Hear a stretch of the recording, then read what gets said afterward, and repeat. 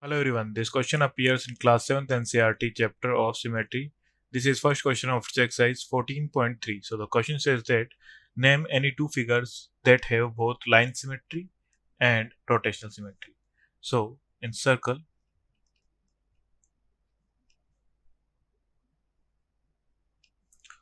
has both line of symmetry and rotational symmetry.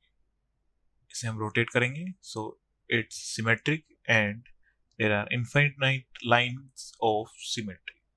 And in equilateral triangle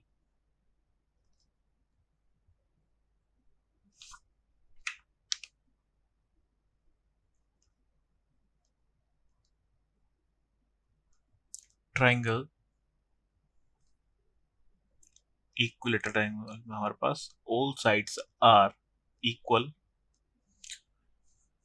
so it has three line of symmetry and this, and rotational symmetry of order 3. So circle and equilateral triangle have both line of symmetry and rotational symmetry. Thank you.